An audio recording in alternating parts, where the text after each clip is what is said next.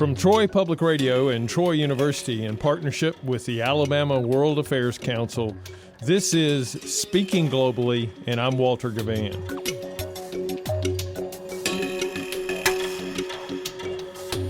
Welcome back to Speaking Globally, where we look at the history, politics, and culture of different regions and countries around the world and talk with people who can provide context and insight into some of the most important global issues we face.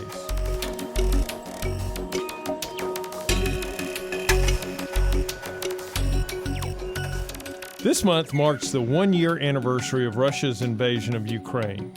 At the outset, most experts predicted a swift victory for Russia.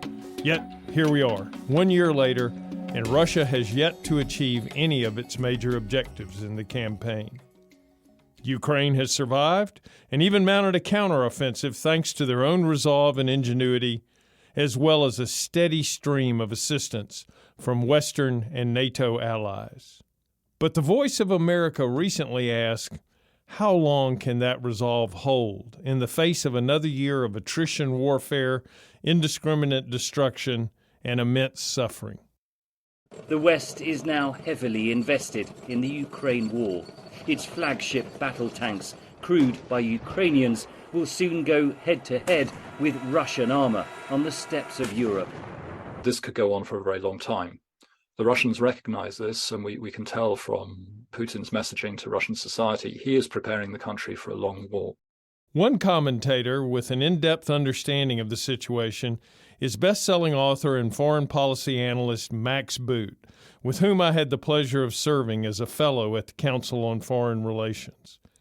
Max has written extensively and incisively about the significance of the war in Ukraine and the role of the U.S. and its allies in that conflict. I spoke with Max recently about the first 12 months of the war and where he expects the conflict to go from here. Max Boot is the Jeane J. Kirkpatrick Senior Fellow for National Security Studies at the Council on Foreign Relations and a regular contributor to the Wall Street Journal, the New York Times, and the Washington Post. He has been called one of the world's leading authorities on armed conflict by the International Institute for Strategic Studies. Well, Max, it's a real pleasure to have you here on Speaking Globally to be able to talk about especially the situation in Ukraine, but other factors that are weighing in on the world stage today. But I want to start with Ukraine because lately you have written very forcefully and eloquently about the situation in Ukraine. And we're going to dive into details and specifics, but I'd really love to hear a little bit of a global analysis on your part about what has happened and why. Well, I think what's happening in Ukraine is really a test of the international order, and I think it will really define international order in the 21st century. It will determine whether we have the rule of law or we have the law of the jungle, because in invading Ukraine on February 24th of 2022, Putin is really challenging the basic fundamental underpinning of the post-1945 world order, which is that you cannot change borders by force. You cannot simply annex neighboring countries if you have the military capability to do so. And that's what he's trying to do. So I think this is really a battle that goes beyond the future of Ukraine. It's really the future of the world in the 21st century, because if Putin prevails, it will send a signal to China and Iran and other countries that they can transgress with impunity. But if Putin is defeated, I think it will send the contrary message of Western unity and willingness to uphold the international order. And I think the outcome remains very much in the balance right now. Obviously, Putin's initial foray, his initial gambit to try to take all of Ukraine in this lightning offensive failed miserably. And, since the early days of the war, the Russians have made very little progress, whereas the Ukrainians have mounted two successful counteroffensives in the fall around Kherson and Kharkiv. They've taken about 20% of the territory that Putin conquered in 2022. But now Putin has mounted a major mobilization The Ukrainians suggest that the Russians now have as many as 325,000 men in Ukraine, which is a lot more than they started with in the early part of 2022. And now there's a question of what's going to happen this year. And I think both the Russians and the Ukrainians are eager to go on the offensive once again. And we will see what happens. I think what happens this year will really determine, or could determine, the outcome of the war, because the Ukrainians really need to make some progress in winning back lost ground in 2022. Otherwise, I think there's a concern that the greater size of Russia will allow the Russians just to dig in, and it'll become a frozen conflict. Yeah, I share that concern, Max. Being in the Air Force for 33 years and having studied the Soviets and then the Russians pretty closely, they've always played to that advantage of depth that they have, whether it's time, space, population, just a numbers game and a waiting game that they've been willing to play, and an ability to absorb tremendous losses and yet persist. What do you think the key is to countering that advantage? And frankly, and you mentioned, in the West, often an impatient West dealing with this kind of situation. I think the key is to provide the Ukrainians the weapons that they're asking for to enable their offensive. Now, belatedly, that is starting to happen with at least some of those weapons, notably Western armored vehicles and tanks, which for some reason Europe and the U.S. have been holding off sending, but suddenly the logjam broke in January, and the U.S. agreed to send some Abrams tanks, and the Germans agreed to send their Leopards and to allow other European countries that have Leopard tanks to send theirs as well. We're sending some Bradleys. So I think all of that is incredibly important, and I hope it will come in sufficient numbers and in sufficient time to enable the Ukrainians to train on it and to assimilate it quickly into their military. I think they still need some more, and I think I'm cheered to see that in the latest aid package from the U.S., we are finally offering them some longer range firepower. I think that the key weapon we provided them so far has been the HIMARS rocket artillery, which arrived in the summer of 2022 and instantly was a huge difference maker. That's what really stalled out the Russian offensive and enabled the Ukrainians to go on the attack, because with the HIMARS, they were able to target Russian supply lines and Russian headquarters and to really interrupt, or at least to disrupt, the flow of artillery shells to the front, because the Russians had just been raining down artillery on the Ukrainians. But the problem with HIMARS is, although it's a very effective system, it only has a range of about 50 miles. And with that 50-mile range, the Ukrainians are too far away to target Russian supply lines in Crimea, which they really need to do. Now, apparently, the U.S. is sending some small diameter bombs that can be fired out of the same rocket pods and have a range of about 100 miles. What the Ukrainians really want are the ATACMS with a range of about 150 miles, and that's something that I think we should be providing to them, because if they can disrupt the Russian supply lines, then they will be able to attack the Russians without the offensive turning into a bloodbath.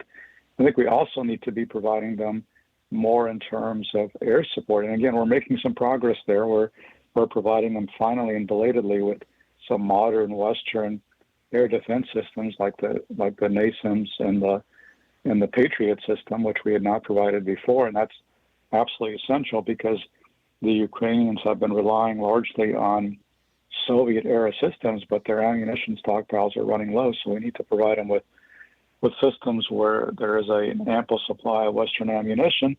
The final piece of the puzzle, I think, is we need to be providing them with aircraft, which we have not done. I frankly don't understand why we didn't send them F-16s a year ago, because by now they would have been trained on them and flying them.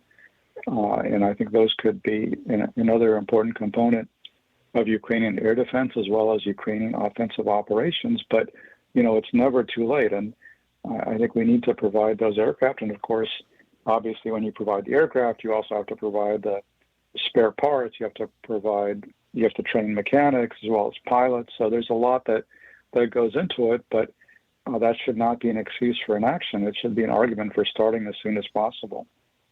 Yeah, I share your frustration, I would have to say. As an Air Force fighter pilot, I felt like, well, right off the bat, we should have been trying to give them, whether it was F-16s or, whether the French were going to give them the Rafale or another system, a good fourth-generation fighter capability to go with the MiG-29s that they had. I didn't understand why we didn't do that. I know we worked to get them spare parts to get the MiG-29s in conditions so that they could get more sorties out of them. But knowing that is because of the training involved in it, that is a long lead sort of thing. I'm very frustrated we didn't start that earlier. But I'm hopeful that, like you said, it's not too late and certainly something that we need to do. I'd agree with you on the ATACMS. That could really be a game changer for them. But I was very encouraged to see the announcement on the small diameter bomb that'll give them a lot more range with that I think they're going to need.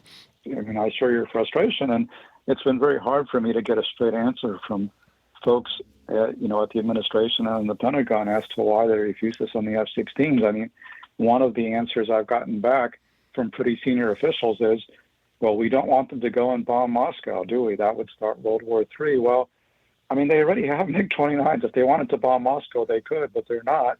And the Ukrainians have been, I think, very responsible partners, and they've repeatedly said that they will abide by any restrictions that we put on the weapon systems that we give them. And I think they've done that because they have staged a few attacks on Russian bases in Russia, but they, from what I know, have not used American-provided systems because we've said that we don't want them being used for that purpose. And so I think we can pretty well, we can be pretty confident they're not going to go and try to bomb Moscow. If we get on those 16s, they're going to go and they should be bombing Russian supply lines in Crimea, and that's a legitimate target. It's interesting as we talk about this, about giving people systems, and this was a little bit before my time, but I studied Vietnam and the Vietnam War pretty closely, as you can imagine, during my career. And, we didn't seem to have any compunction then, nor did the Soviets, about equipping sides with fighters, air defense systems, tanks. Pretty much everything flowed that needed to flow.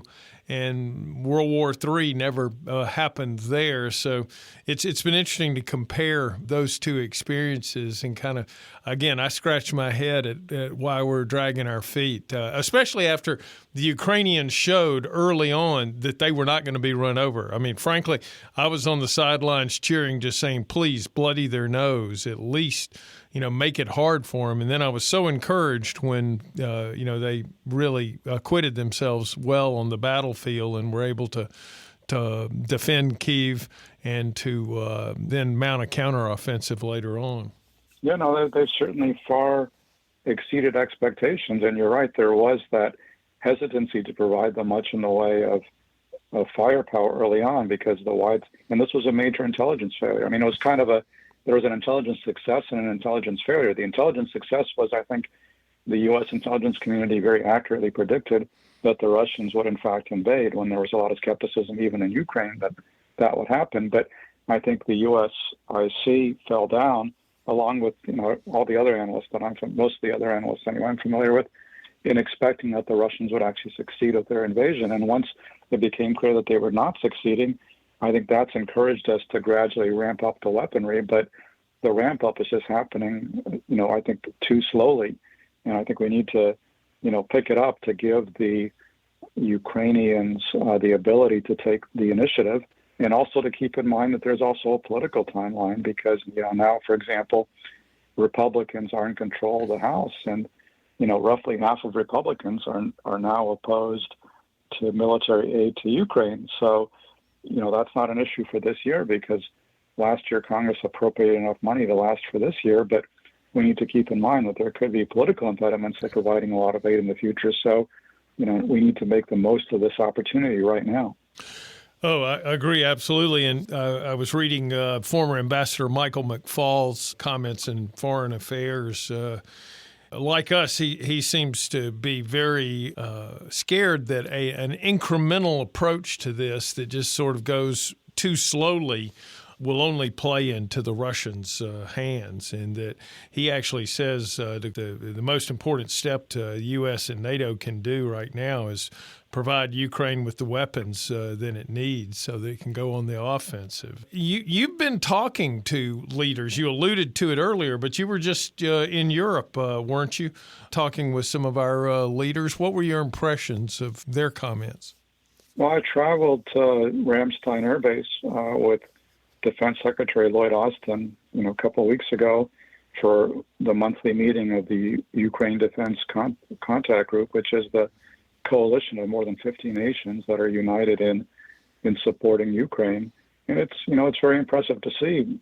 This is really the kind of international mobilization we have seen very rarely in modern history. It occurred, during the Gulf War in 1991. It occurred in the fight against ISIS from 2014 on, but it's not by any stretch the norm. I think it really owes a lot to U.S. international leadership. And I think, President Biden, Secretary Blinken, Secretary Austin, National Security Advisor Jake Sullivan, they all deserve a lot of credit for orchestrating this incredibly impressive coalition and keeping it marching more or less in lockstep over the past year, which is, contrary to what Putin expected, because he thought that by withholding gas from Europe, he would end European support for Ukraine, and that hasn't happened at all. Instead, the Europeans have found alternative gas supplies, and the West seems pretty united a year later in support of Ukraine. So that's a tremendous story, great success story, really.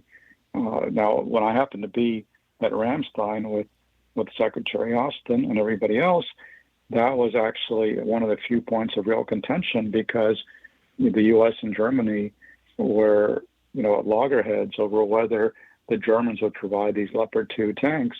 And, Olaf Scholz, the German chancellor, his position was that he would not provide German tanks until the U.S. provided our tanks. And, Secretary Austin took the view that the Leopard 2s are much more useful to the Ukrainians than the Abrams, so he wasn't going to provide the Abrams as a symbolic measure. But I think that to me didn't make a lot of sense. And I think President Biden decided, rightly so, that, we'll offer the Abrams. It'll take a while to arrive, but in the meanwhile, it's going to unlock the German tanks, not only from Germany, but from, 13 other countries in Europe that have those tanks. That makes a lot of sense. So that was really one of the few bumps in the road of Allied unity, and I think we overcame it pretty quickly. It didn't cause that much of a rupture. So I think this has been a great success story. And compare the unity of more than 50 countries in support of Ukraine, compare it to what's on the other side. I mean, who does Russia have supplying them? Well, basically, as far as we know, it's only Iran and North Korea, these two rogue states. I mean, the Russians also, are running low on munitions. They also need outside supplies, and there's still a lot of countries, from China to India to South Africa to many others that continue to trade with Russia and to ignore, Western sanctions. But there are only two countries that we know of that are actually providing weapons to the Russians, as opposed to more than 50 providing them to the Ukrainians. So that's a huge disparity, and it shows you where the international community stands.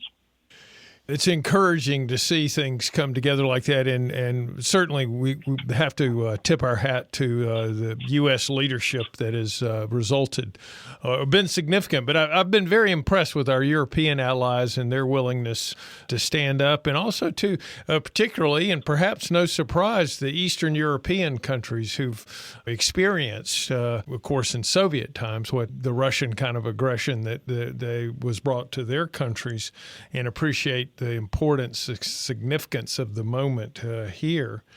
So with all of this, it seems clear that Ukraine is on the right side of international law, the UN Charter. It's being supported by countries around the world. And yet, here in the United States, the home of the brave, the land of the free, we still see notable American politicians and commentators critical of them and openly siding with Russia. How do you explain that? Well, it's very dismaying to see, and you're right. Some of the most notable people in the Republican ranks, whether it's Donald Trump or Tucker Carlson or Senator J.D. Vance, are all very hostile to Ukraine. And they make sort of preposterous arguments like we shouldn't be sending tanks to Ukraine. We should be sending them to the southern border, as if the Mexican army is invading us, on the southern border. It's baffling and dismaying, especially, for somebody like me when, up until 2016, I spent my entire life as a Republican. And, Republicans were always the tough on Russia party, the tough on the Soviet Union party. And in the 1980s, there was the Reagan doctrine of supporting insurgents fighting against communism in Afghanistan or Nicaragua or elsewhere. And, so how do Republicans now justify wanting to abandon the Ukrainians who are fighting against Russian aggression? It just doesn't make any sense. I think it's really a resurgence of Republican isolationism coupled with some latent sympathy for Putin, who has done a lot to try to reach out to right-wingers in the Western world and position himself as, this defender of Christian values and opponent of LGBTQ rights and so forth. And unfortunately, I think he's hornswoggled some Republicans. Well, let's return to the current situation, because it's a significant moment, because we're coming up on the first anniversary, the February 24th, of the Russian invasion of Ukraine. And Major General Kirilo Budanov, the Ukraine's military intelligence boss, has been pretty vocal lately that they're coming again. Several Ukrainians have said they think that this will be tied to the anniversary of the original invasion. What are your thoughts there on what we might see from the Russians towards the end of this month? Really hard to know. I mean, I think it's safe to say that most offensives that are predicted don't occur. I mean, last year we actually had one that did occur. So, but I would not necessarily rely on what the Ukrainians are saying, because while they have pretty good intelligence, they're also, part of what they're doing is also messaging. It's also an exercise in propaganda to some extent. So I would wait to hear what the U.S. intelligence community says, and I haven't heard them really say, at least publicly, that they expect a Russian offensive around February 24th, although it could easily happen. I think both sides are certainly gearing up for offensives, and, from a purely military strategy standpoint, I don't know what the best advice to offer the Ukrainians would be, because there's an argument for them to say that by all means let the Russians go first, because in modern warfare the defensive side has an advantage in operations. It's harder to attack than to defend. You saw that last year when the Ukrainians stopped the Russian offensive. So there's an argument to be made for let the Russians go first, bloody their noses, let them defeat their offensive, and then send them reeling, and that could open up the space for a successful Ukrainian counteroffensive. That's, basically what happened on the Western Front in 1918 when the Germans mounted their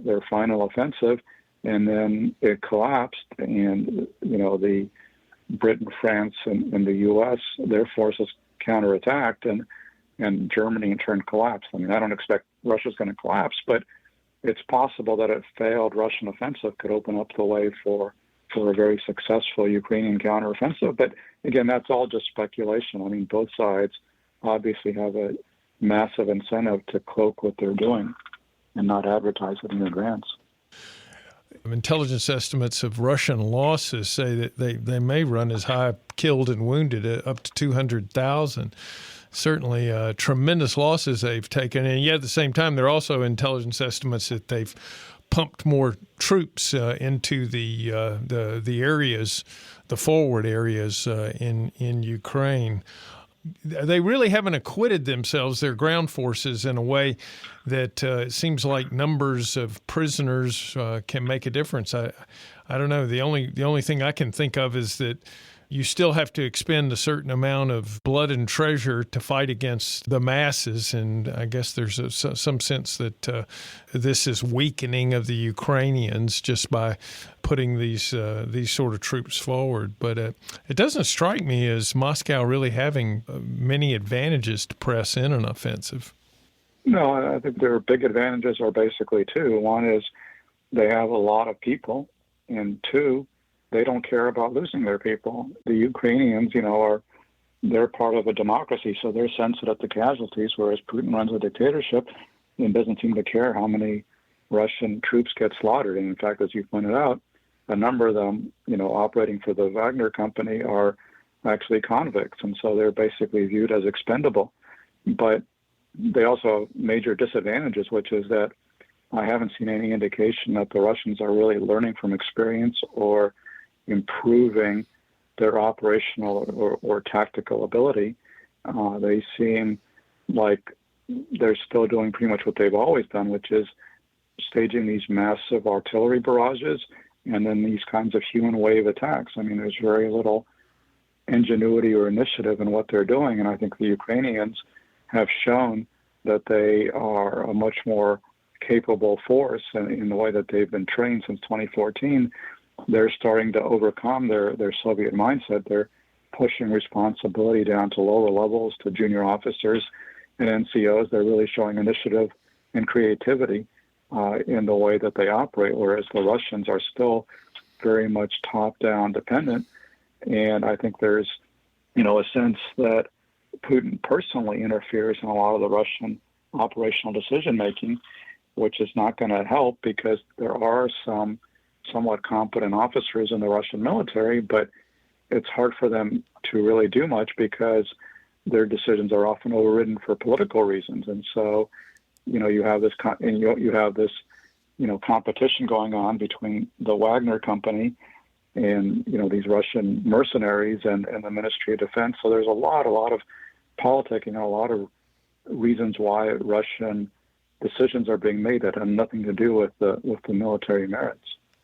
You mentioned the initiative at the lower levels, sort of, which is very much enshrined in Western doctrine, and of course, the concept of Auftragstaktik, the mission orders that allow smaller units and lower levels to operate just knowing commander's intent.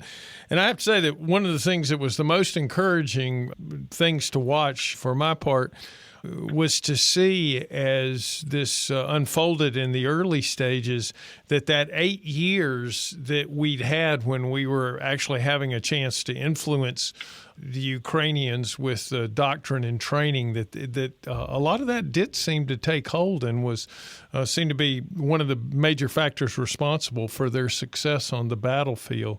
And I'm sure that's only been reinforced by what's happened.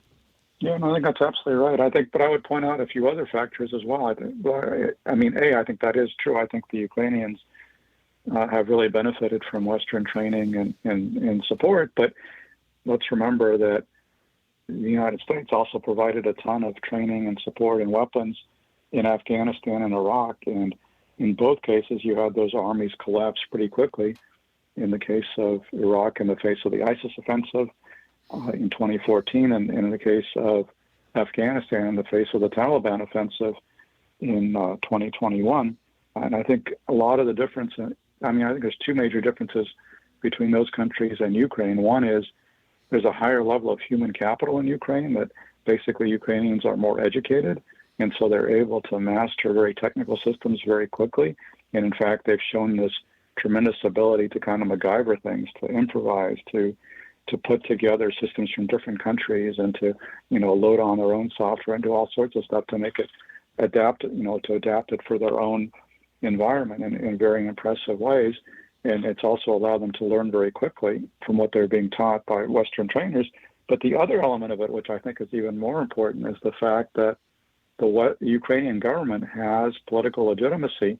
And in a lot of ways, the Iraqi and Afghan governments really did not have legitimacy, that there was kind of a sense in both of those countries that the governments, whether rightly or wrongly, but there was kind of a sense those governments were imposed from the outside by the West. And in many ways, groups like ISIS and the Taliban had more nationalist legitimacy than the governments that we were supporting.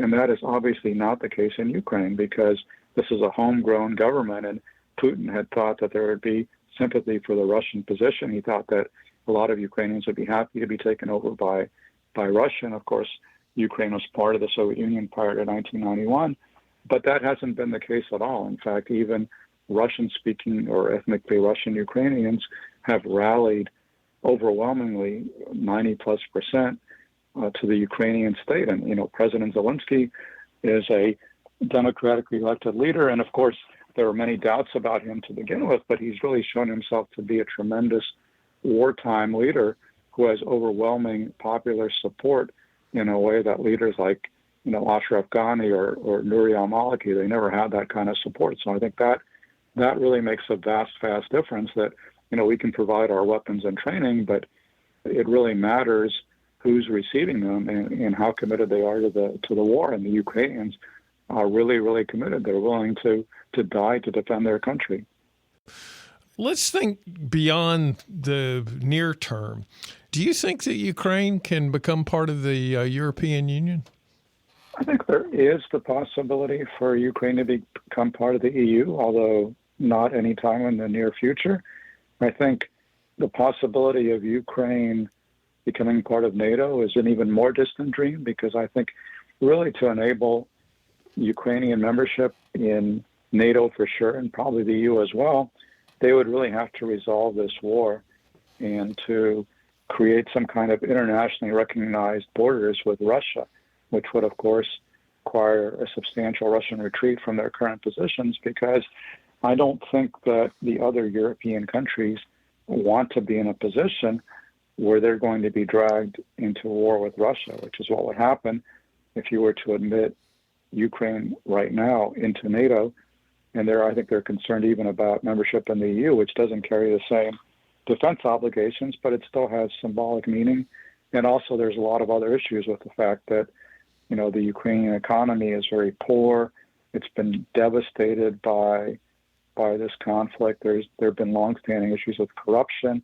And I think Zelensky is moving to address some of those, but there's no question that rebuilding Ukraine is going to be incredibly costly. And you can see why European countries are reluctant to have Ukraine join the EU, because that would wind up, the EU would have to pay the bill. But on the other hand, I think they're also very stirred by the Ukrainian resistance and by the plea that Zelensky makes, which is that we Ukrainians are fighting for your European values. And I think most people in Europe understand that's the case as well. So I think they're torn. And I think there's some division in Europe over this issue, where the Eastern European states, I think, are much more in favor of incorporating Ukraine as quickly as possible into all those structures, because they also feel the threat from Russia very keenly, whereas the Western European countries are more reluctant, especially countries like Germany and France that would have to pay much of the bill. Let's turn on the other side. What about Russia after all of this? I mean, in many ways, Russia had become somewhat integrated into the global economy, was prospering in many ways. Has that all been squandered, and where does Russia go from here? Well, those are all great questions, and I think at the moment Russia is on a fairly bleak trajectory. Although it's for the near term, it's a sustainable trajectory, because the Russian economy is certainly suffering from Western sanctions, but it's kind of weathering the storm, because countries like India and China are stepping forward to buy Russian oil and gas, which is really the only thing that the Russians export that anybody wants. And they're also providing, China in particular, providing some of the microchips, cell phones, electronics, other things that the Russians can't get from the West anymore. So there's no question that, Russia is taking a hit, and it's going to be harder for their elites, especially, to enjoy the Western consumer goods and the vacations in Western Europe that they ain't gotten used to. But Putin personally is doing just fine. I mean, his lifestyle is not going to be crimped, and he's an absolute dictator. So unless he dies or gets overthrown, it's hard to imagine an immediate change of trajectory. But it is in the longer run, it's a tragedy what's happened to Russia, because, with the end of the Soviet Union in 1991 and the advent of democracy under Boris Yeltsin, Russia had a chance to become kind of a normal European country, and it could be a very prosperous, stable, democratic country by now. There's tremendous human capital there too. I mean,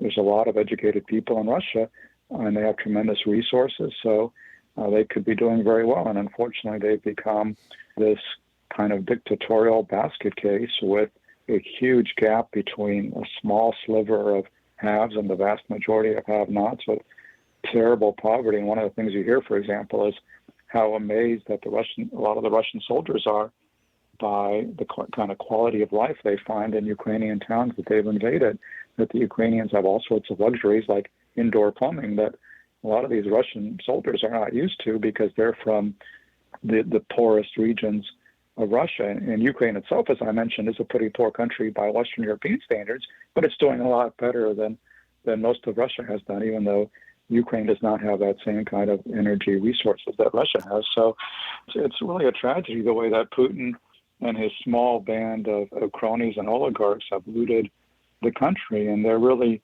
mainly good at two things. One is corruption, and two is repression. And unfortunately, that's a pretty potent combination, which allows this small elite in Moscow and St. Petersburg to loot the rest of the country. And sadly, I don't see any real challenge to Putin's rule emerging anytime soon. But if he's removed from the scene, I think then you could start to see some major changes.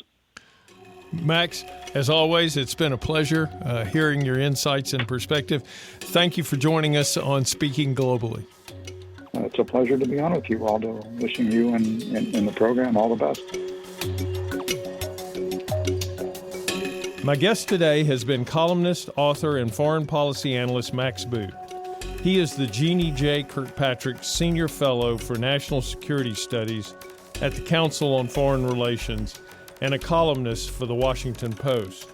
Follow him on Twitter at Max Boot. Our podcast is recorded in the studios of Troy Public Radio on the Troy University campus and is produced and edited by Austin Toy with help from Kyle Gassett. I'm Walter Givhan, and I look forward to talking with you again soon on Speaking Globally.